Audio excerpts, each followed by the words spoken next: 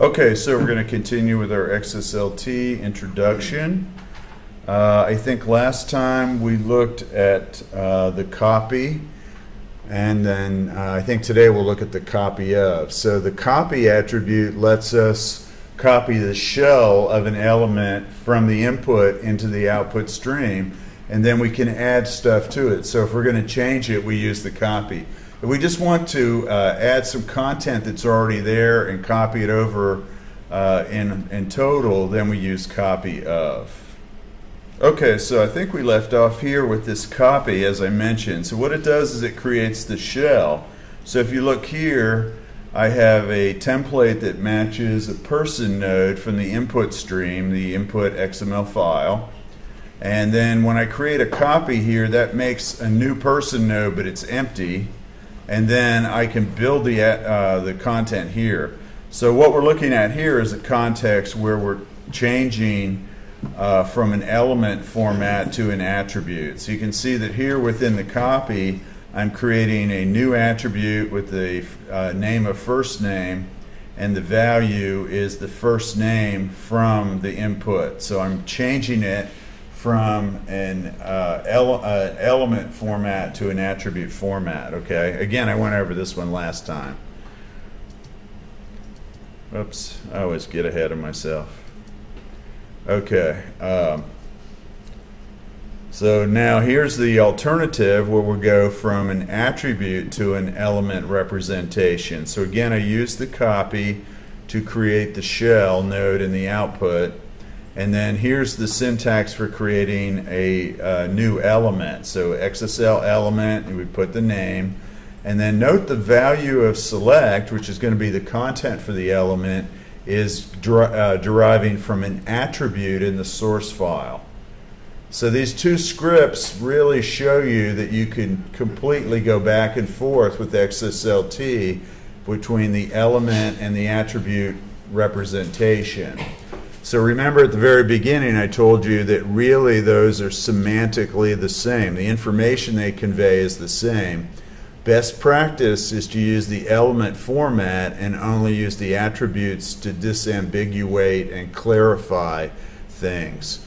So in our book example, the price, we have an attribute called currency that lets us know if the currency is yen, euro, US dollars, or something else. Okay? All right. Now, copy of copies the entire element from the input to the output stream. And as you can imagine, this is really convenient when I'm working with an XML document and my transformation consists of modifying one part of it or adding a new element to it, and I don't want to really touch the rest of the document. I just want to copy that whole hog to the output stream. So that's what the copy of does. And a little note here that'll help us when we look at the example. We use this select syntax, and you've seen this several times now, and usually that's an XPath element.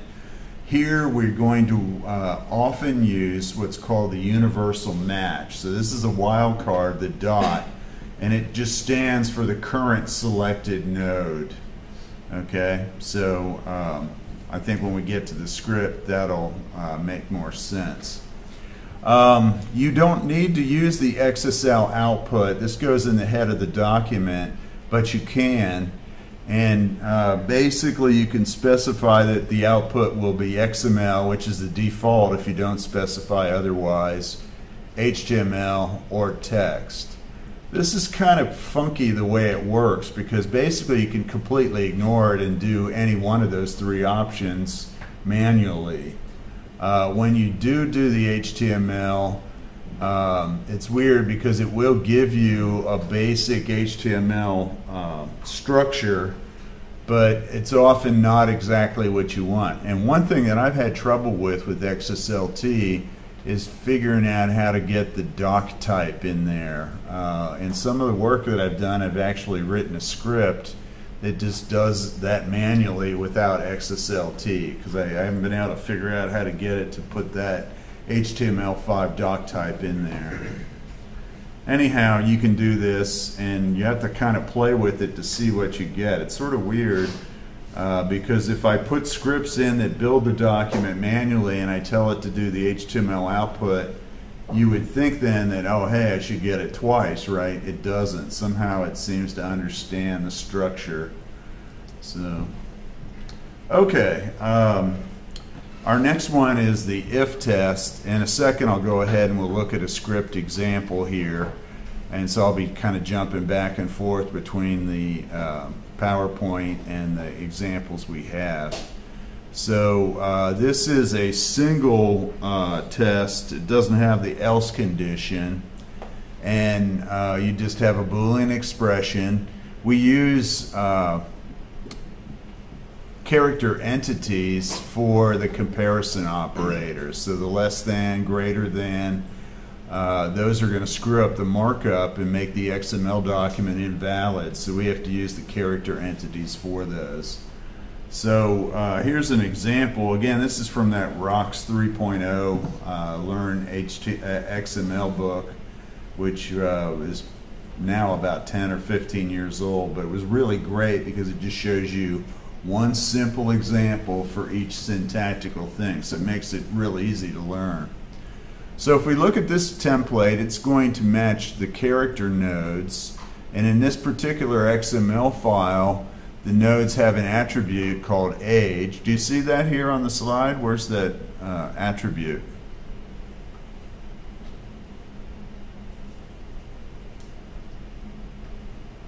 How do we code attributes in XML or in XPath when we refer to them?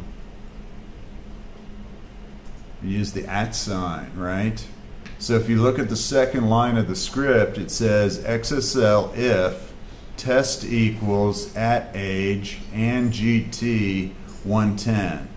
So what's that and GT there? Yeah, that's a character entity for greater than. So in English, how would we write? We state the test.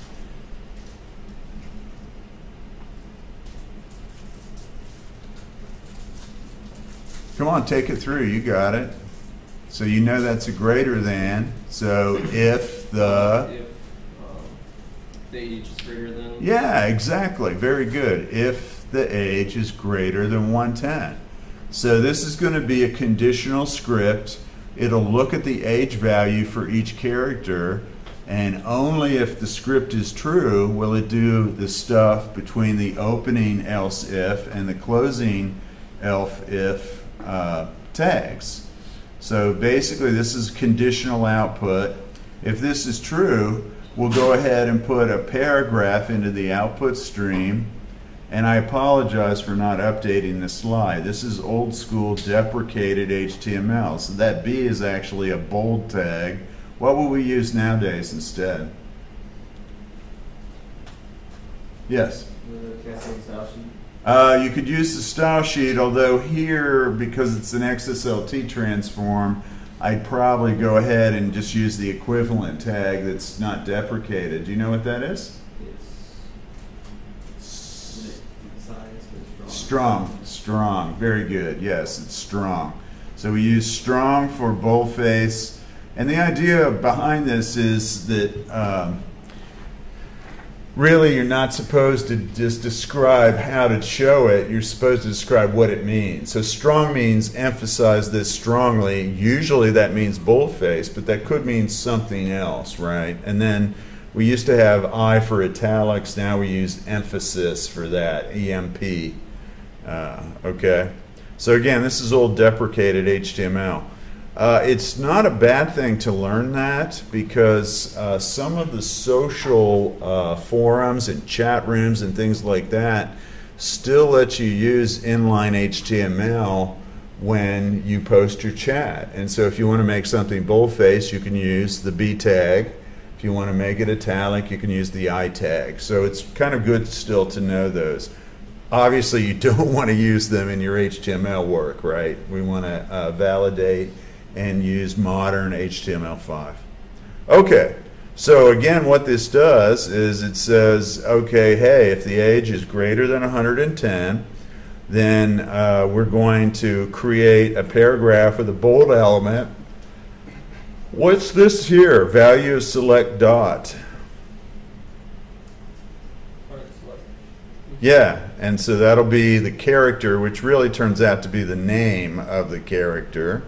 So so-and-so is old, age, colon, then value select at age. That's the same here. So it's going to say, hey, Methuselah is really old. He's got 3,000 year age. Okay?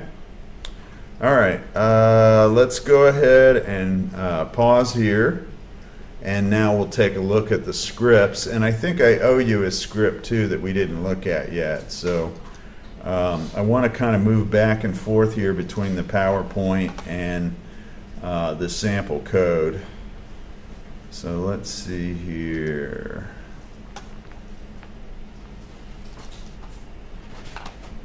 Oops.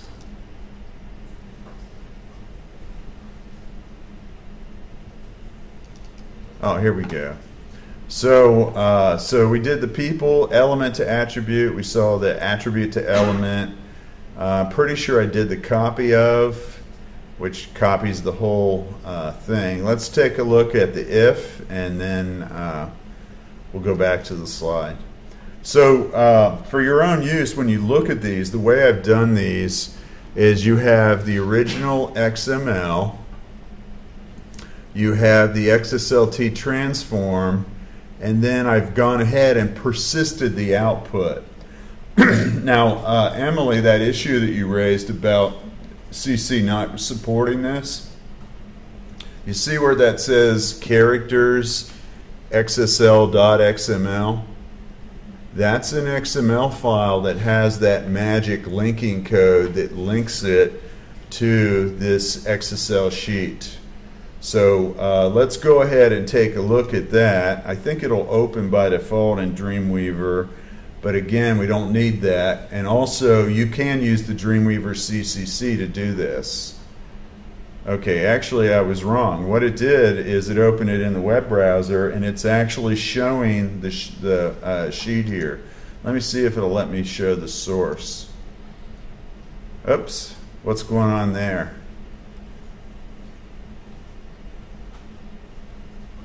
Anyone guess? Being invaded by a Chinese.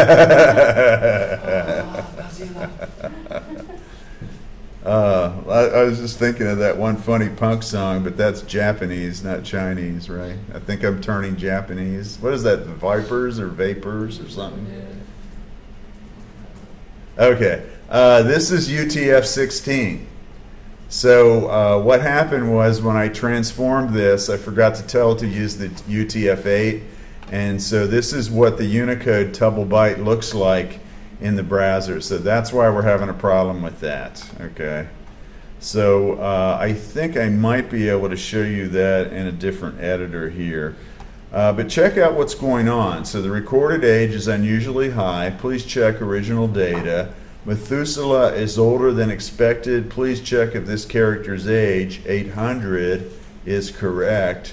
Moses is older than expected, 119. So that's the output of our script. And let me see if we can get at this here. Let's see if I can open this in Notepad. Open with Notepad. Yeah, here we go. Okay, so let me play with this for a second to make it show up better for you. I'll make the font bigger. All right, let's go to 24. There we go. Full screen this. Okay, so Emily, if you look at the second line of this script, this is an XML document. The second line is really the link to the XSLT transform. So you can see that this is just text. You can go ahead and do this in the CC. If you open this in the browser, you just saw that it'll show the output. Okay, so basically this is my XML file. Characters.xsl is the transform sheet that we just saw that covers the if syntax. So what this does is, you notice, remember it selected the character match, and so it's going to take all of these as a node set. Then the match will go through and it'll reject all of them except Methuselah and Moses because of the greater than 110 there, right? So those two will be greater than 110. The other ones won't be, and they won't show up in the output, okay? Are people kind of clear how this works? So again, we have an XPath expression, and we use that, and we use a matching template. So we say template match. The match can have the expression, but essentially the template matches the last node on the expression path, right? Let's minimize this for a second and take a look again at our script. And let's see, open with Notepad again. And let me again change the font size for you real quickly. Let's go with 22 this time. That should work okay. So again, here's that template, and before on the slide we were just looking at part of it. So now here's the entire template. So you know at the beginning we always match the root of the element document, or the root and the root element. And so what is the output of this template going to be? What does this script output? Is it going to create XML? Is it going to create HTML? Is it going to create text? Should be able to just look at that and say, oh, it's creating. I think it's just creating text. It's when you put the selected in the bold spot. What's it creating? HTML. Okay, let's just review again. Think about this. When I have an XSLT transform script, anything that I put into the script as free text, it goes into the output. So if you look at this script, the first thing that it does is it puts an HTML tag into the output, right? Then it creates the head, and this is old school HTML. It's not the modern HTML5, so it doesn't have the section structure and stuff that we've learned, but the principle is the same, and I could update it and fix that. The problem is it's hard to encode the document declaration here. That's why it's difficult to get this to work with the document part, but everything else is straightforward. So again, to read the script, it's going to start right here at the beginning.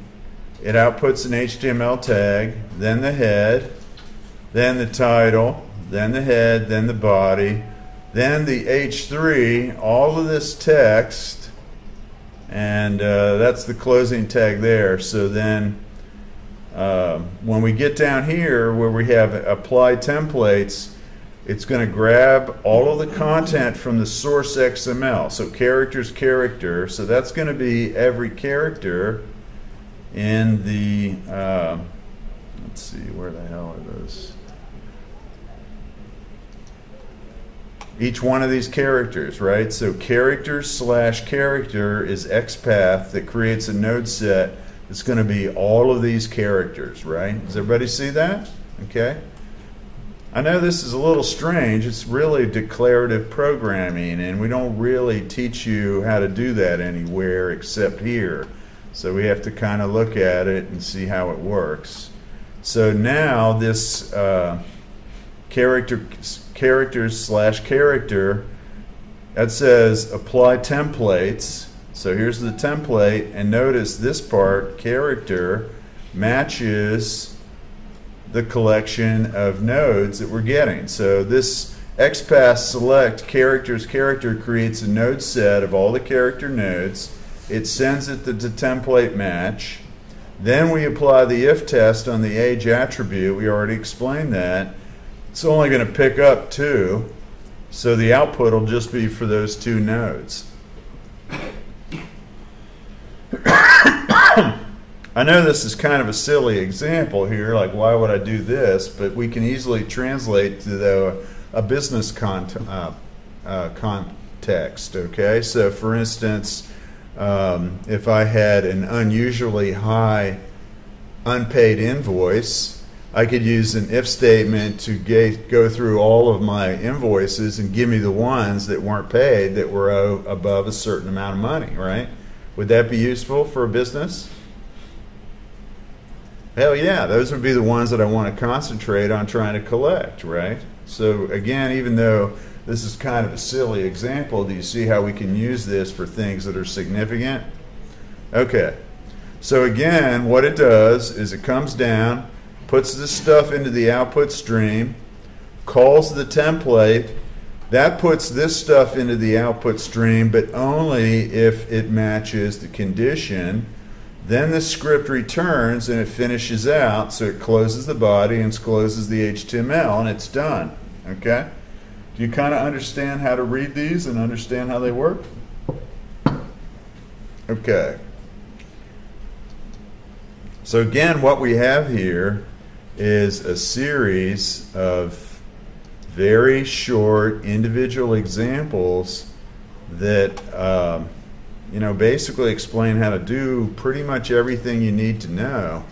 So I think this is really a great way to explain this technology. This is really how I learned this originally when I found this book, and then of course I played with it and practiced, and because it kind of related to some work that I do, I ended up using it extensively, and then I got pretty good at doing it. So this is one of those technologies that I recommend that you kind of have in your IT toolkit. And I've talked about that with you before. Okay, let's see here. Which is the right slide? That one. Okay.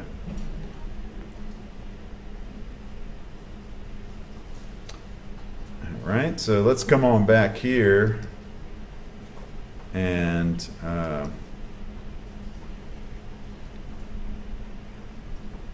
now this is really funny. Every time it jumps up, I have to tell it to go back to the other mode.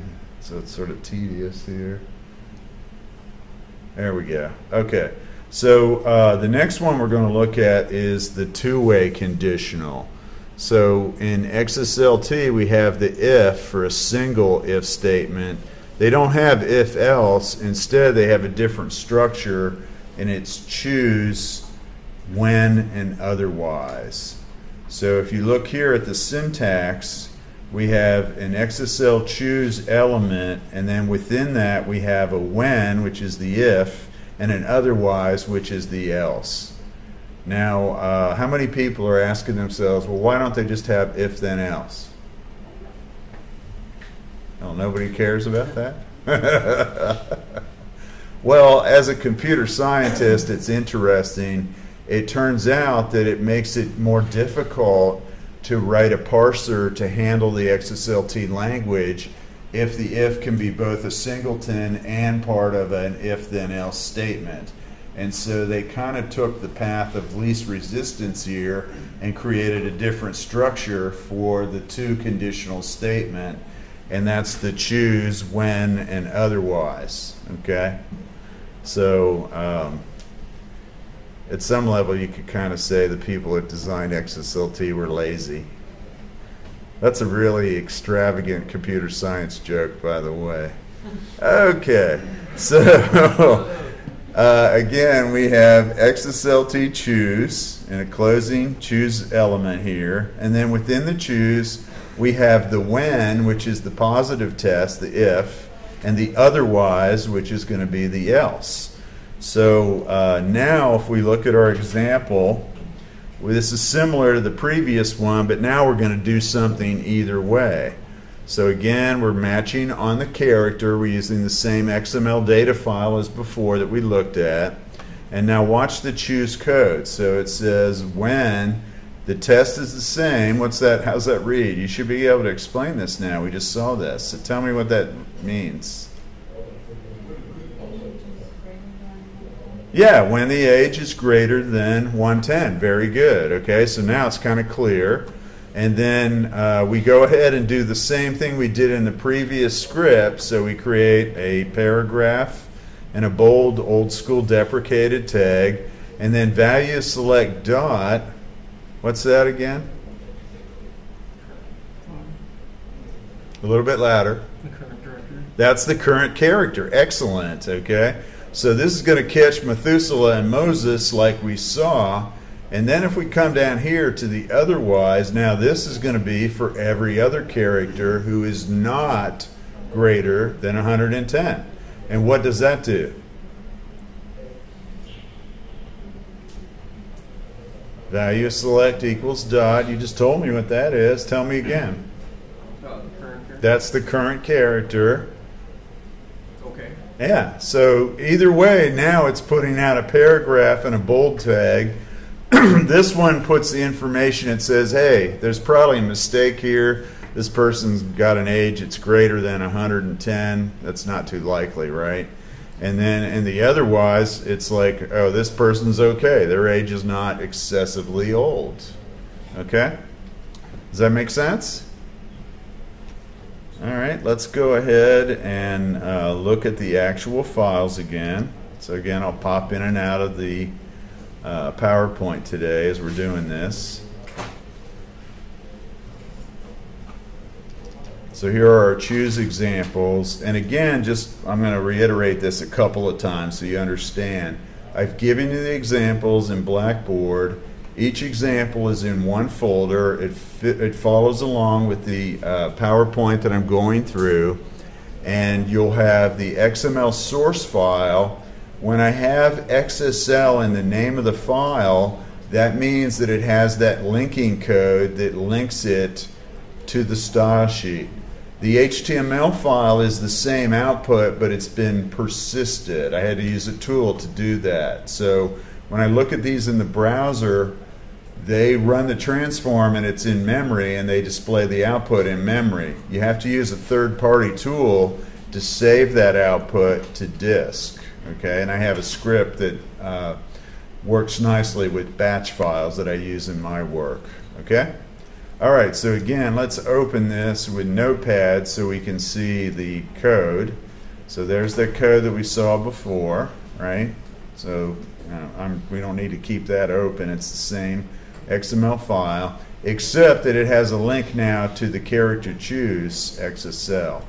Now, if I double-click this and open it in the browser, it applies the transform. And now you can see that Julius Caesar, Anne Boleyn, George Washington, Martin Luther all have reasonable ages, as does Asteric the Gaul. And then Methuselah and Moses are still above 110. So now we get the output either way if the node is greater than 110, the age, or not. Okay?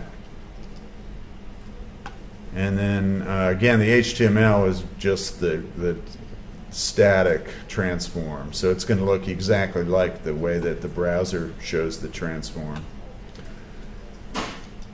Let me just stop for a second here. Do you kind of feel like this is converging towards an understanding of this technology? Or are you starting to kind of get the hang of how this works?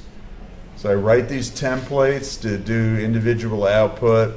One thing that you're not really seeing here, because it's so simple, is often we have a structure, we have a series of nested templates. So you'll call a top level template, it'll call a secondary level one, that might then in turn call a third and a fourth one.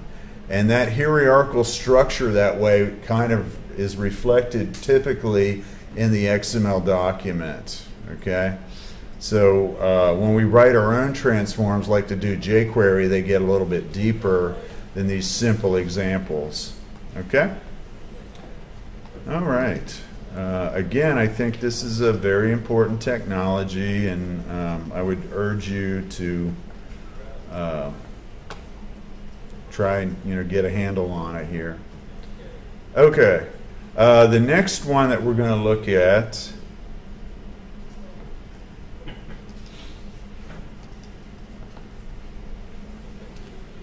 is the for each.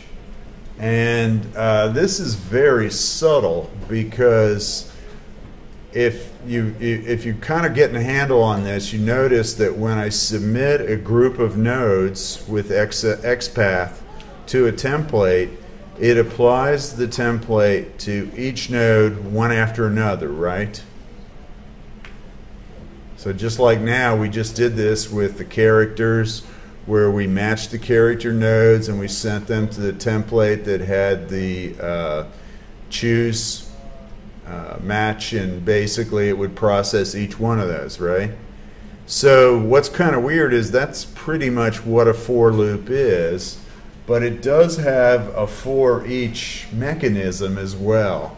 And what's bizarre about this and difficult is it's hard to tell when you need to use it. And often I found in my own work that I don't need this. I can just go ahead and write another level down of a template, and it'll handle the for each instead. Okay? So let's go ahead and look at this example to try and get a sense of this. So what's going on here is I have a template that's going to match object. We have a different set of XML documents now. And then what sort of output are we going to get from this template?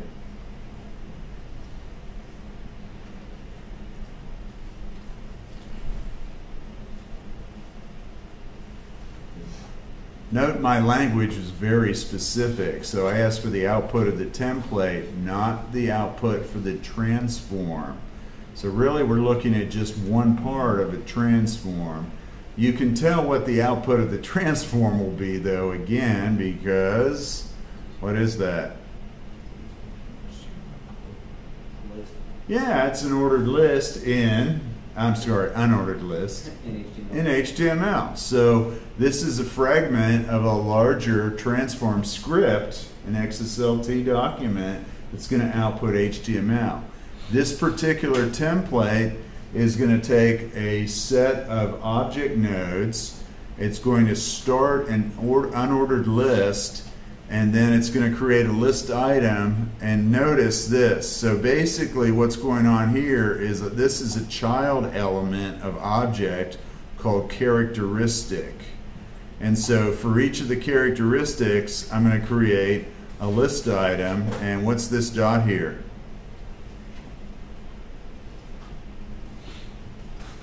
There's my buddy over here who knows what the dot means. The current character? The current characteristic, exactly, okay? So this is simply going to go ahead and give us the list of the characteristics. So this for each really now is replacing a call to yet another template that would do the same thing. So it's kind of an example of how they're really kind of equivalent. It's very subtle to kind of appreciate when you have to use the for each and when you don't, okay? Most of the time you don't need it. All right, so here's the alternative code. It does exactly the same thing. So here we have the match on the object, and now we apply another template on the characteristic. And so here's the additional characteristic, and all it does is it outputs them too. So these two examples do exactly the same thing. Yes? So when would you use this? Again, it's really, really subtle, and many times I don't have to. So you can see here that by using the for each on the first slide, I saved the trouble of going down yet another level and writing another template. Okay? So it's not that I'm required to do that. Now, basically, the best answer for that is that when I want to do something within the template with the sub-element. So if I, like, for instance, want to sort them or filter them or something like that, okay? But for 99% of the situations, they're equivalent, okay? And so, again, one problem with these examples, they're really great because they show you one thing each time, but you don't get the appreciation that when you're doing this, you often have several calls that go down. So for instance, here you can start to see this. I've got a template that matches on the object. The first thing it does after it creates the UL is it calls another subtemplate that matches the characteristic. Do you see this? So this is basically calling another template to handle a child node, whereas on the first slide, we don't go to that different level. Instead, we use an embedded for each. Okay? Now, you can't really make an argument to say that one is better than the other. It's just two different ways of doing the same thing. Okay? But there are some situations where you have to use the for each, and that's the subtlety I was talking about. And honestly, it's hard for me to kind of explain that. I've just encountered that a few times when I've been doing the coding.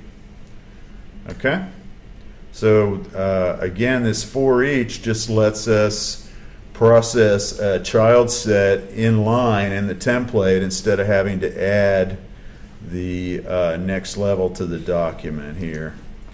Let's go ahead and look at these examples. So again, I have a, whoops, what did I just close? Not what I wanted to, probably.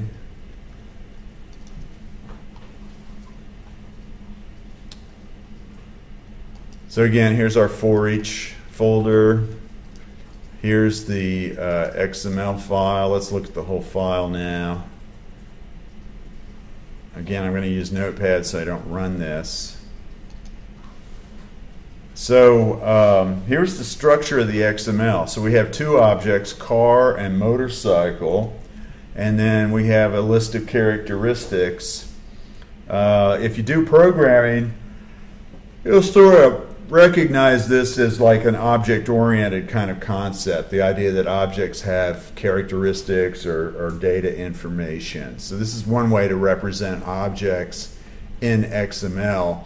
And that's a good thing to see, right? Because when we use XML in an industry setting, that's exactly what we do, okay? Let's look at the script, and now we'll see the whole script, not just the fragment that we were looking at. So again, right from the beginning, you can see that it's going to output HTML, and then we apply a template objects object.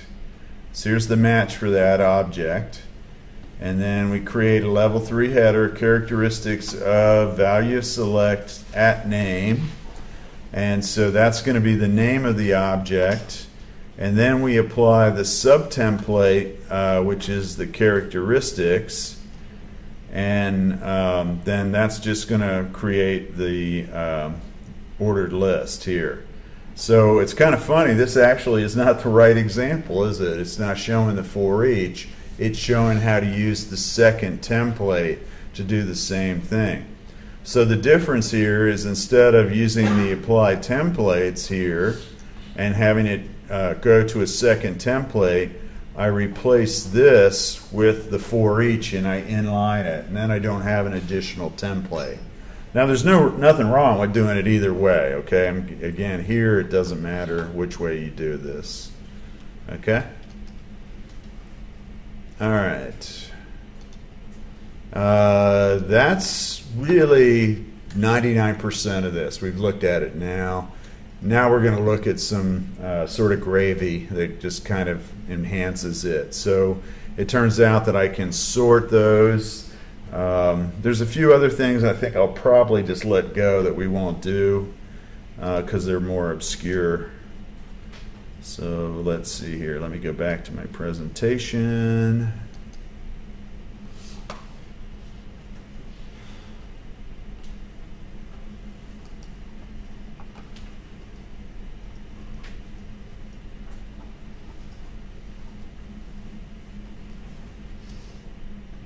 So basically the sort is you just specify the XPath for what you want to sort, and then the default is an ascending sort. If you want a descending sort, you add an attribute there called descending. So you can see that here on the slide. So here's the XSL sort node. Select, what's the dot again?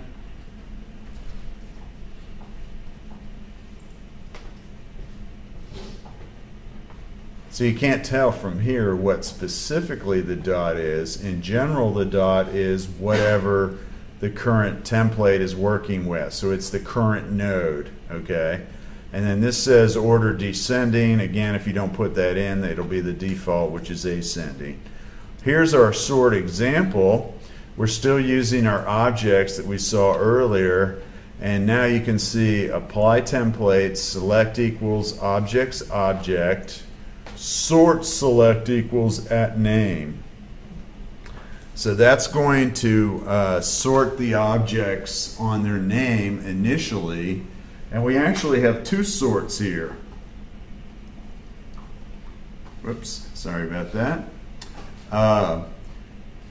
So for each characteristic, sort select dot. In this case, the dot refers to the characteristic, and then the order is descending.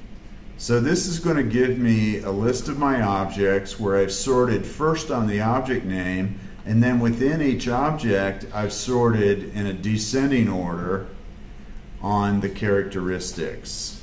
Okay? And you could do this without the for each. Again, you could expand this and have another template that does this. Okay? All right. So that's pretty cool. Not only are we showing you how to sort, but in one example we're sorting twice on two different levels in the document. The first time the default is the ascending sort. The second time is the descending sort where we specified it. Okay, let's look at our sort example in detail. Again, we'll look in the file. So we'll minimize this.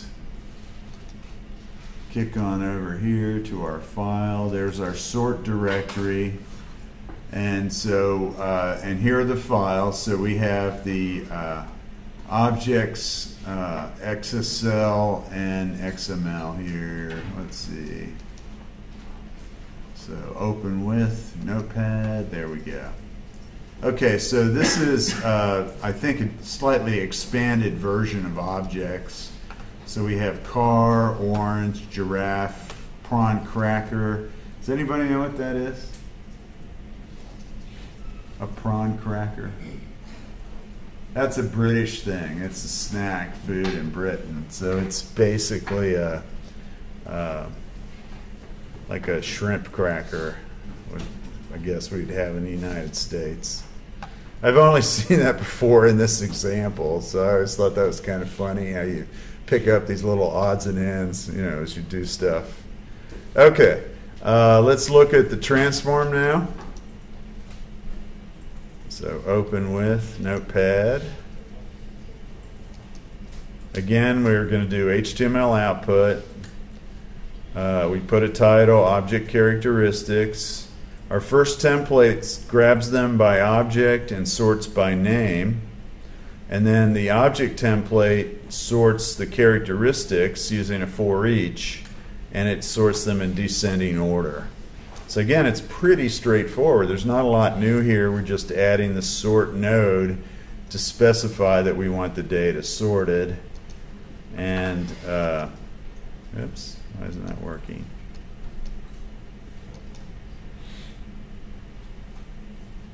Huh.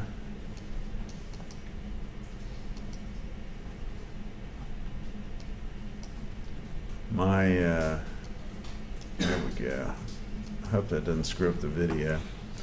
All right, let's go ahead and just double click this to launch it so we'll see the output. So here's the output. You can see characteristics of car, giraffe, orange, prawn cracker. That's sorted in ascending order. And then if we look at the characteristics of car, shiny, internal, has four wheels, hard, that's sorted in descending order. So it did actually do the sort. These are different than the ordering they were in the XML document. Okay? Let's see what this numbered sort is here. I'm not sure what that is right off, so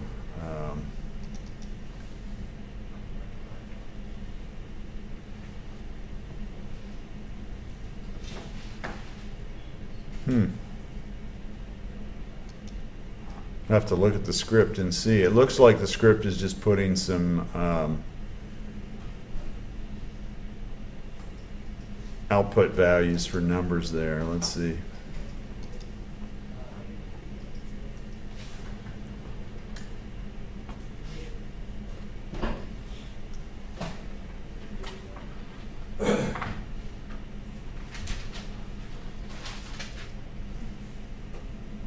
Oh, okay. So this is a good example of a little extra XSLT. And if you think about it, this is really great. So this is something that I do all the time, where I want to add a display of numbers when I have a group of objects. And you can do that with the XSLT instead of embedding that in the XML data. So if we look here, we have this XPath value called position, and that's like the number within the set of nodes. So here we're using an XSL text node to print the left-hand parentheses, and then we should have one over here matching. I don't see that though, actually. It's kind of weird. Unless it's off the screen here. Let's see.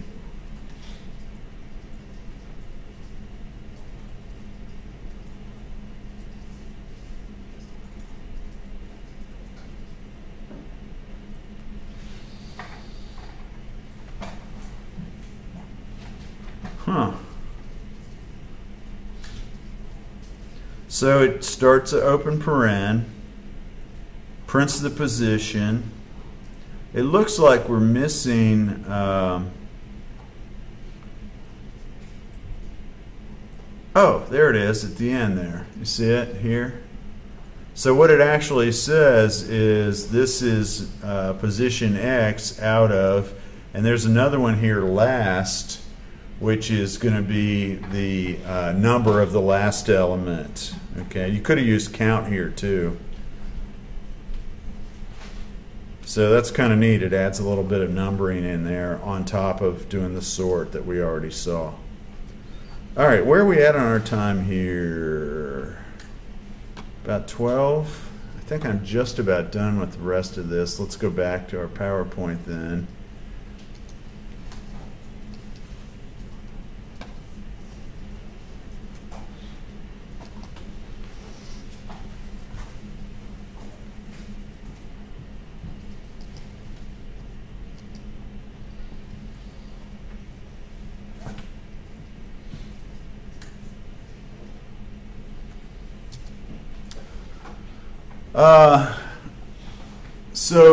There's this thing called XSLT modes, and basically what that does is that allows you to write multiple templates that match the same node set descriptor, which really means that they match the same element, right? And then the only thing that differentiates them is which mode you've had. I've actually used this a couple of times in my work, so it is useful. Don't worry about that note about the IE parser. That's really old. So let's see if this makes sense to you. So we have here in this example, it says XSL apply template, select book chapters chapter, mode equals TOC, which is short for table of contents.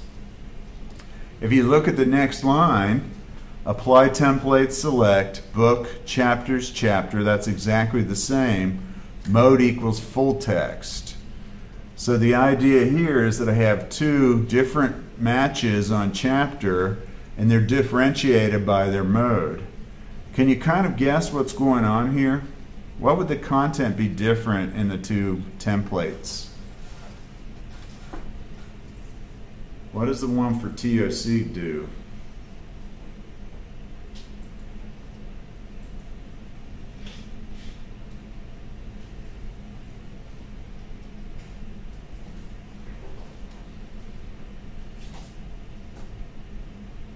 that's going to go ahead and create the entry in the table of contents. So that's basically going to put out the number of the chapter and the title of the chapter. And then the full text is going to be the actual chapter. So I'm using the same data. I'm using the node set for chapter from this XML document, but I'm using it for two different things, and that's where the modes come in, okay? Let's see if we have an example of that. You're probably not going to need that for anything I'm going to ask you to do with XSLT, okay? It's a handy thing though. I think I might have used that in a jQuery, pardon me, a jQuery transform. All right, let's see here. Yeah, let's see if our mode example makes any sense. So we have an XML, we'll open it with Notepad. Again, this is from this beginning XML 3rd edition book. It's about 10 or 15 years old now. So if we look here in our XML, we have a book node as the root element. Then we have the title of the book. Then we have an author list. Then we have the year.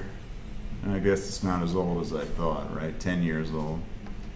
And then here are the chapter information. So we have chapters, and then we have chapter nodes. They have an attribute of their number, 1 through 5, and a title. And then, although it's very sparse, the idea is this is actually the text of the chapter. Okay, now here it's just a paragraph, but it could be actually in a huge file, the entire text, and it might even have more data like pagination information and stuff like that. So again, it's simplified a little bit here. Just as a quick aside, I should mention this is actually used in publishing.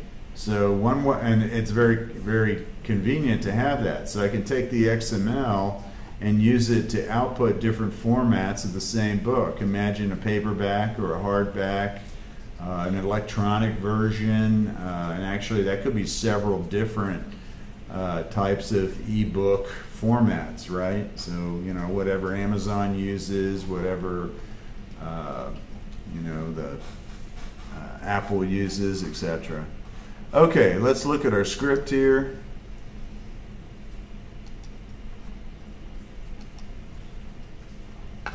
So again, I'm outputting HTML. We use the XSL value of select to grab the title, to put that into the title of the XML document. And then we do that again as a level 3 heading within the page, so that'll be a display heading. Then we apply the author template. So this is a really nice example. We have a bunch of different elements, things going on here. Now let's look through the template for the author. So book, author's author selects all the author nodes, and then it says apply the template. So we come down here, here's the author template. There's something subtle here I want you to look at. This turns out to be something that is very useful. So notice we print the value of the author, so that's going to be the author's name. And then notice this, if test equals position, and what's pounds exclamation equal mean?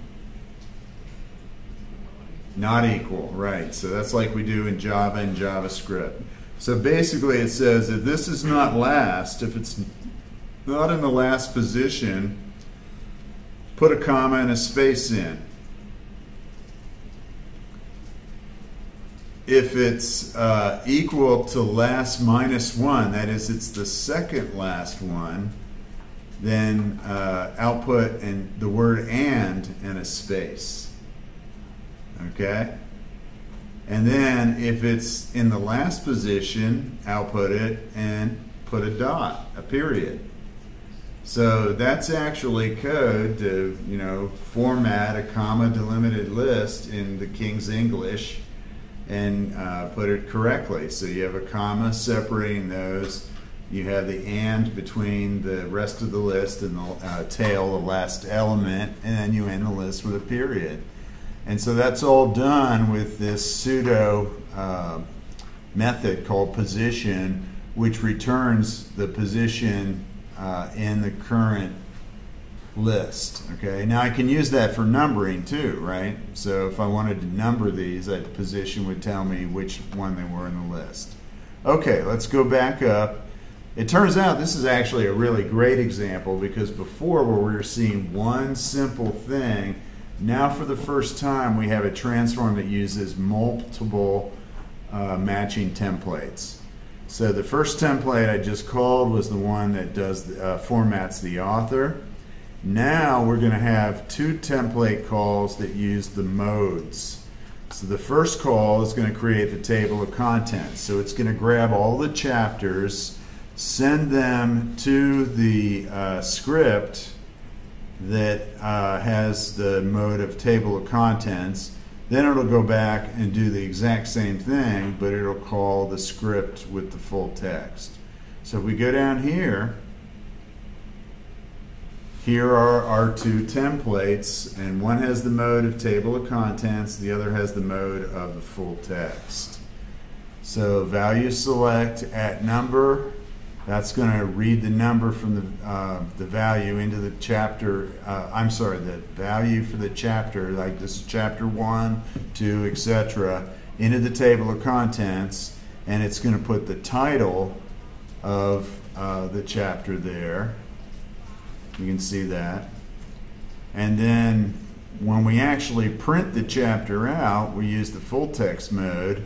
Now we print the title of the chapter and the number again, but as the title for that chapter. And then if you come down here, you can see paragraph and select the full text. That's going to actually put in the text. Okay? So this mode is a useful way of getting kind of double duty for creating a template that matches the same element. Otherwise, you wouldn't be able to differentiate these, right? So if I couldn't put the mode in, I wouldn't be able to create two templates with chapter. There'd be no way for me to tell the script which one to use. All right, that's an excellent example. I'm sure you're all like totally geeked now about XSLT Transforms and I guess I'm just an old jaded professor here, so.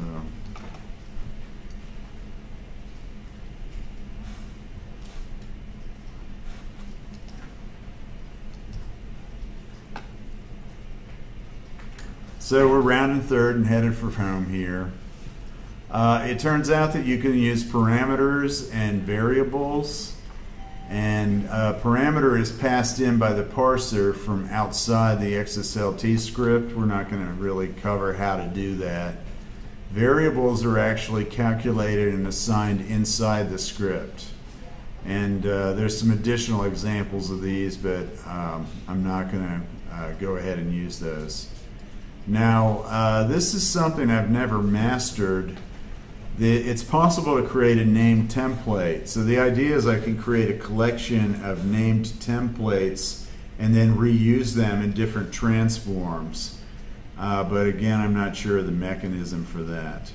The rest of this stuff is fairly arcane. You're not likely to use it.